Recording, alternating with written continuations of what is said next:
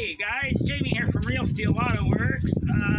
Today's project, it's a little bit of an unexpected one. Today we are going to be working on my 90 Dodge 3/4 ton work truck that I call Woodson. And as you can see, this is the reason why. Yes, a couple weeks ago, came over a hill, deer standing in the middle of the road. Yeah, and what irritates me more is I sent him flying, but he ended up getting up and walking away. But it could have been a lot worse. And today we're going to try and fix this bad boy, because this is my backup driver in my work truck, and I kind of like to get it on the road. I don't really want to see her set. So let's get started.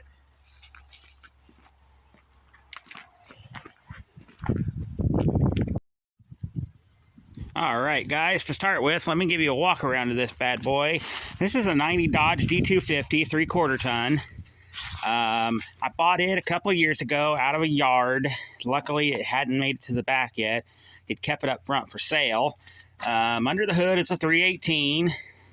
Does have air conditioner, though, but it was not ordered originally with air. I have the paperwork to show that dealership installed the air afterwards. So, yeah.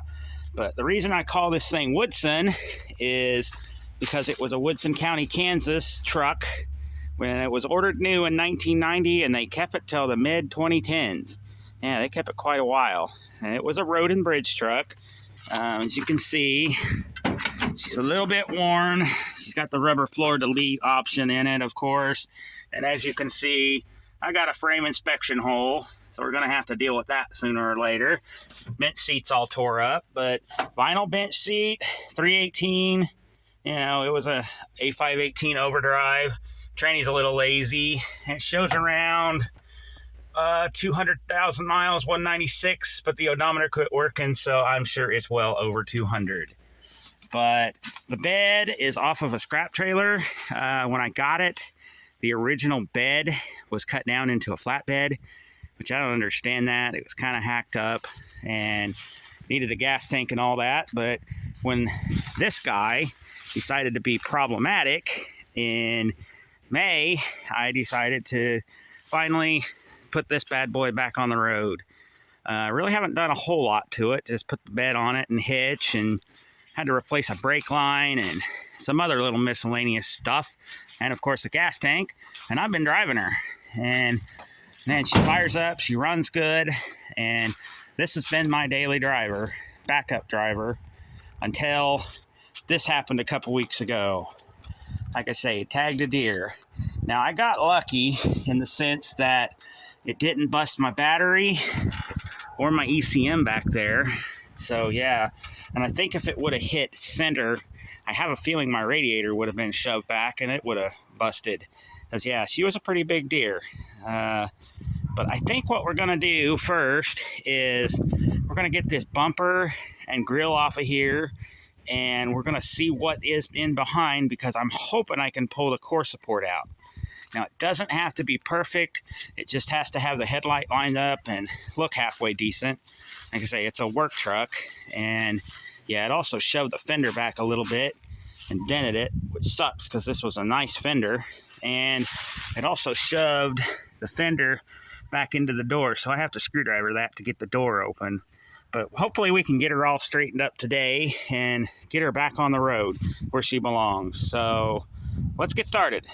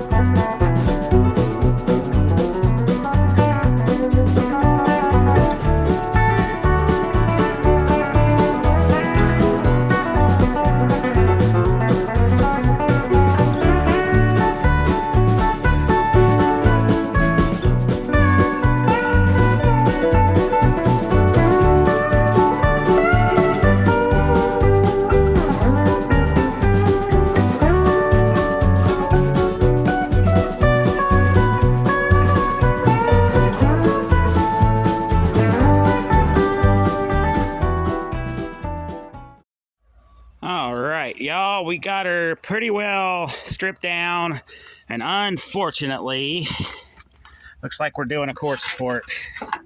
Yeah, she's pretty banged in there. I could pull and all that, but I'm still not going to get it good. I was hoping that, whoa, there went my headlight ring.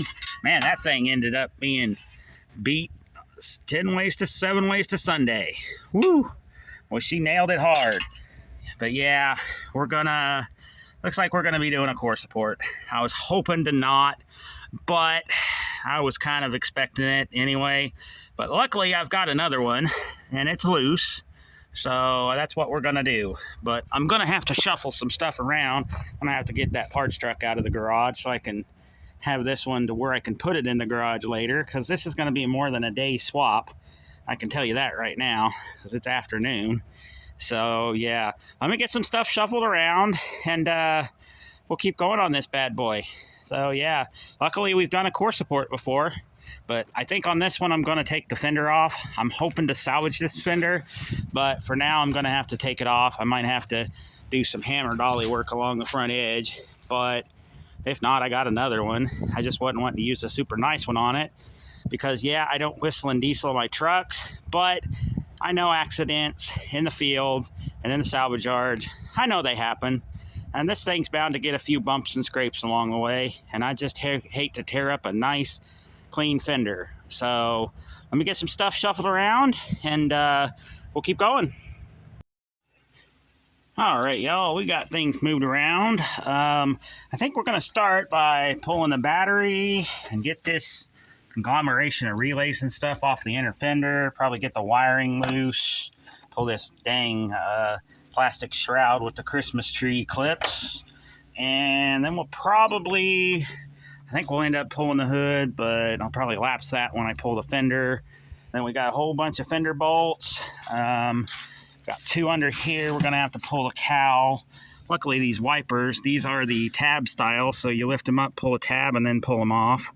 But we're going to have to fix the wiper linkage while we're in there. I only got one working wiper, but I'll show you how much trouble that is to fix.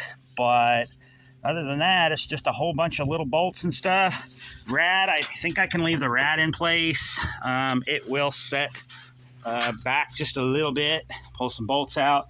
I'm hoping to be able to leave the condenser connected because, believe it or not, this thing, when I got it in 2020, the air was working pretty good. So yeah, I'd like to keep that in mind. But then we got our usual suspect bolts down there and a whole bunch of fender bolts here, and this fender's not going to have to go anywhere, but I'm going to pull this off. I can straighten it a little bit, realign it and everything. So yeah, but let's get started.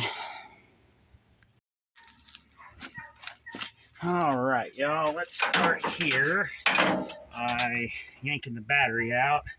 I know she's a little corroded. I think it's about due for a new battery. Yeah, these wing nuts out. I know my hold down's not great either, but it works.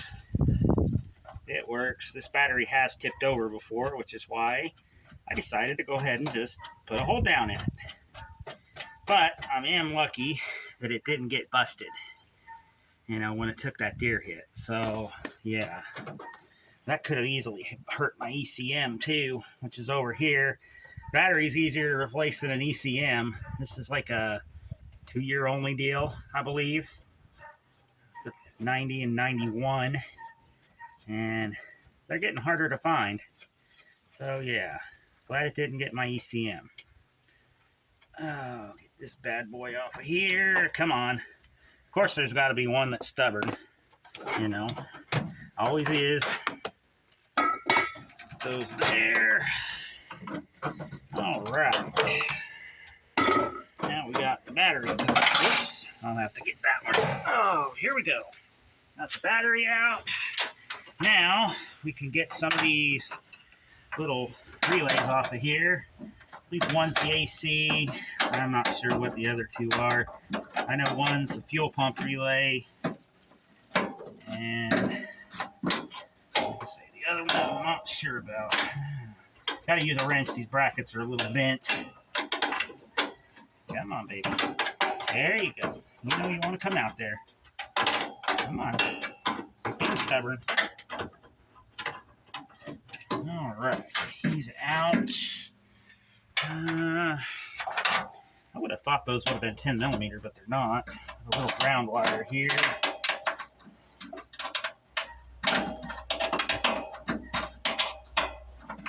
Come on. Now you're going to be stubborn? I swear, everything on this thing likes to be stubborn. Guess that's just old cars.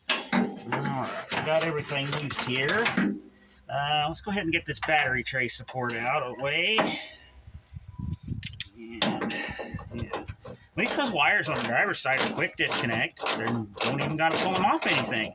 Hey, I guess you got to look at the positive. Let's look for the light in the bad situations. I've always been able to do that. Like I say, this could have been 10 times worse. And come on. Stubborn. Another little stubborn one. Alright, there he is. I'll leave this hooked to the battery tray, and I'll take it out when I fix the battery tray. I'm hoping I can fix that. Probably got a few laying around, but yeah, I know the white truck needs one. And by the way, we'll be back on that here pretty quick. I'm sure eager to get that one up and running, that white 78 we just revived. Get a fuel system on it, get some brakes, and be good to go. Speaking of brakes, this thing needs a master cylinder too, I found out. Because somehow the fluid from the front reservoir, which is the back brakes, is leaking into the front reservoir. So yeah. See him out here. I think there might be one underneath holding it, I'm not sure. Yeah, this is a replacement ECM.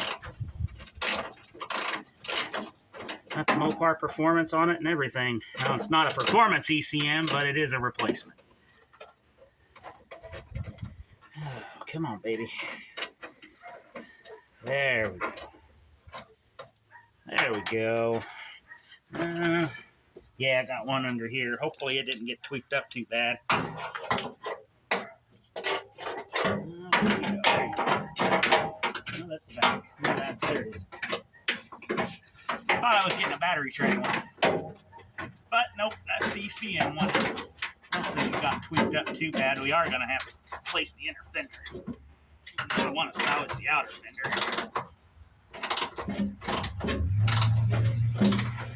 You're going to be stubborn, aren't you? That's going to be real stubborn. It's protesting, y'all. Here, up. Well, into that one. That's okay, though. I got another support bracket. I got a couple part struts out here. Well, get out of there. Well, so much for that. This thing should... Yeah, it's in there. There we go.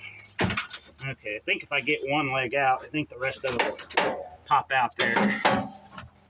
You little stubborn punk. There it went. Pull this little vent tube out, might help. But I don't think we got it disconnected, but we do got to set it out of the way. So, yeah. I think next we're going to get this wiring out of my way here, and then we'll pretty much, I think we'll start ripping and tearing. We'll tear some bolts out and get this puppy out of here, get the other one in.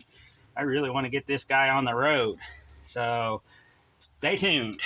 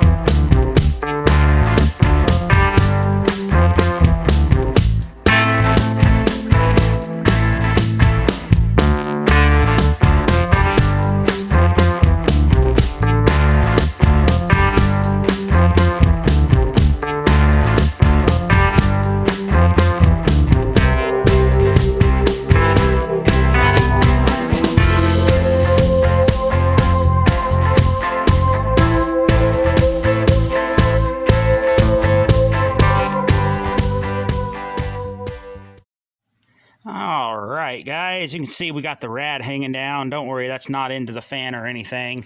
It's just leaning on the shroud, and I'm not going to run it anyway.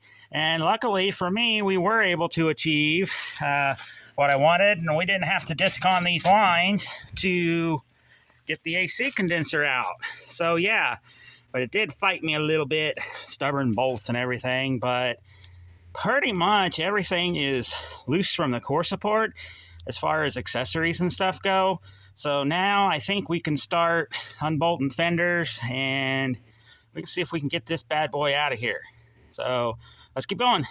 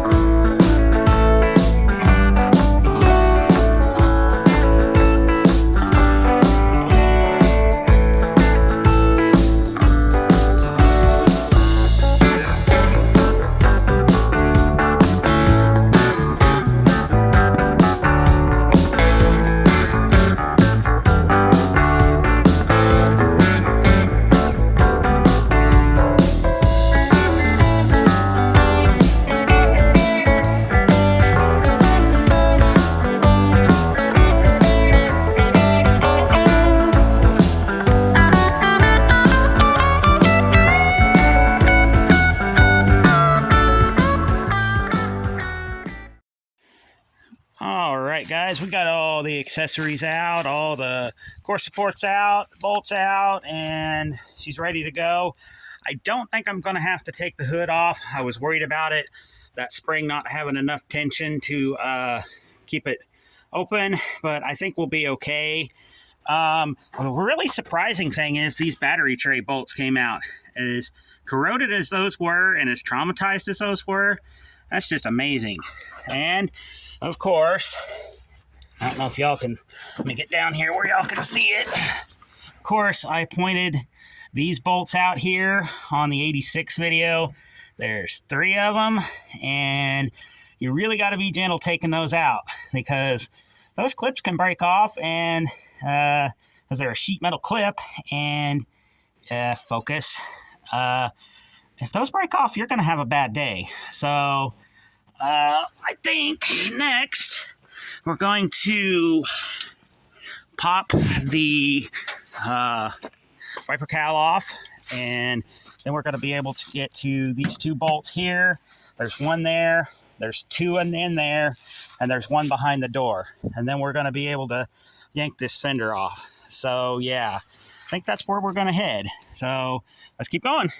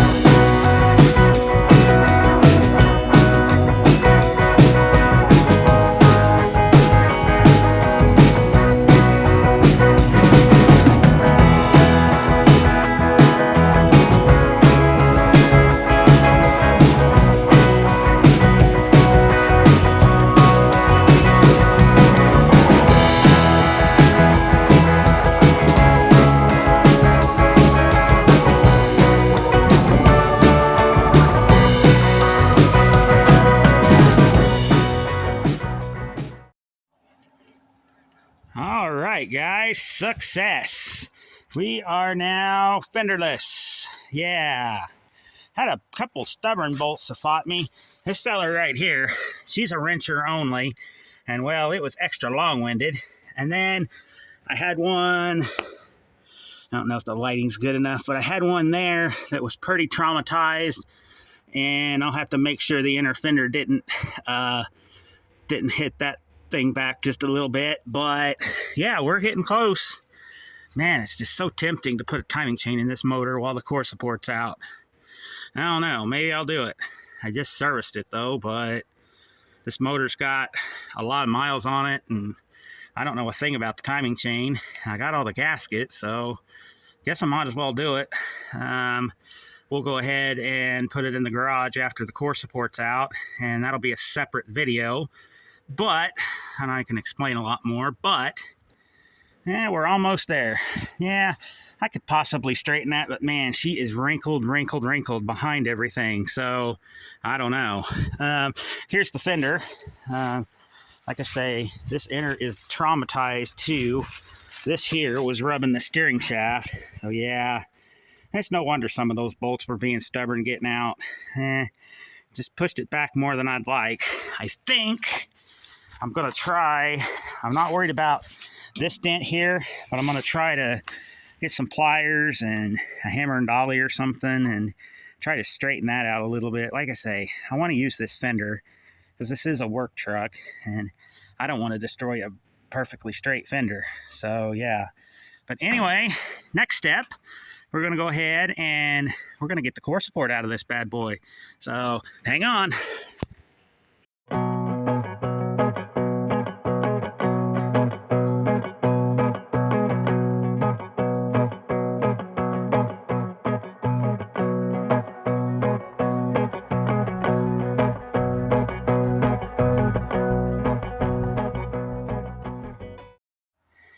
All right, y'all, we are done. We are good to go. The old frame looks good other than being dirty. Now, I pointed this out on my 86 video, but I thought I'd point it out again anyway. Remember how your orientation goes with your biscuit and washers and stuff. This thing goes in from the top like this. So this biscuit here, the top biscuit sits on the top of the core support. The sleeve goes through it, and through that that top washer and second biscuit go between it. But these three go underneath the core support, and then this nut, there should be a washer right there. It goes underneath the frame. So yeah, this all kind of sandwiches together. Like I say, it's very important to remember how this stuff goes. Otherwise, you're not going to be able to get her together. Now, this one seems to be missing a washer that my 86 had, but it may be a totally different core support. It may be totally aligned different, but this is how we took it out, and this is how I'm going to store it away. So now I remember. But anyway, like I say, she's stripped out. I think next step, I'm going to put this bad boy in the garage. And I think while everything's easy to get to and in my teeth, I think I am going to put a timing chain in it, like I say. It'd just be smart insurance to do it. While I'm in there, I'll tidy up some valve cover gaskets and stuff. Just basically, make this thing a little more reliable. And I don't know if the timing chain's been replaced or not, but it's just smart insurance to do it. It looks like the water pump has, but I really can't tell that the timing chain has. So, yeah, she's a greasy pig. But we'll get that taken care of. But I'm going to end the video here. It's gone a little bit longer. Had some stuff fight me, but that's typical. But next video you see on this bad boy, we're going to be putting a timing chain in it and getting the front end all buttoned up, and we're going to take her down the road. But this is Jamie from Real Steel Auto Works, and we'll catch y'all on the flip side. See ya!